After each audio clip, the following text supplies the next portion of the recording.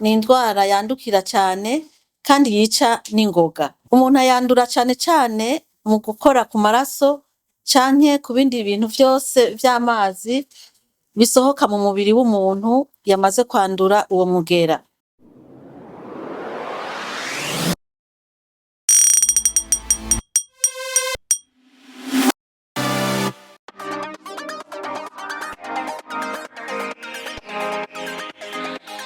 Mu gihe igihugu kibanyi c'u Rwanda giheruka gutegwa n'ikiza c'umugera Marburg nk'uko vyemezwa n'ishirahamwe mpuzamakungu OMS, ubushikiranganji bw'amagara y'abantu bwatanze ikiganiro ku banditsi n'abamenyesha makuru mu kurabira hamwe ibimenyetso vy'iyo ngwara n'ukuntu yokingirwa. Umushikiranganji wo kubungabunga amagara y'abantu no kurwanya sida yamenyesheje ko uwo mugera uje mu gihe twari tukigwana na ya ngwara y'inkende, akamenyesha ko bikingwa kumwe. Kwirinda gukoranako canke kuramukanya duhana iminwe, gukaraba kenshi n'amazi meza n'isabuni, kwirinda gutizanya ivyambarwa, gushikiriza inkuru n'ingoga abajejwe ubuvuzi igihe tubonye ubufise ibimenyetso vy'iyo ngwara.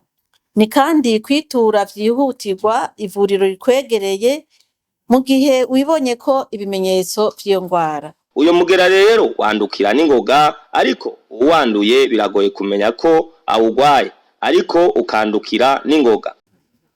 Uwanduye uwo mugera ashobora kumara iminsi 3 gushika ku minsi 21 ata kimenyetso arerekana, ariko ashobora kwanduza uwo mugera.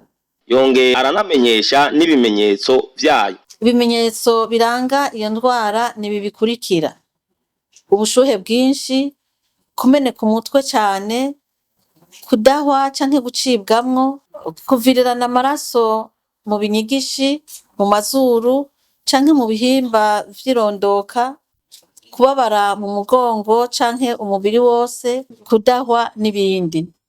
Amenyesha ko igihugu kigomba gushira inguvu mu kurwanya ico kiza kugira ngo ntikitwinjirane. Twagomba kandi dusabe ko ababa mu Burundi bose borema, kuko igihugu cacu kiriko kiritegura bikwiye mu gufata ingingo zose zishoboka kugira ngo ico kiza ntikitwinjirane. Nidushire inguvu hamwe twese mu kwikingira ico kiza.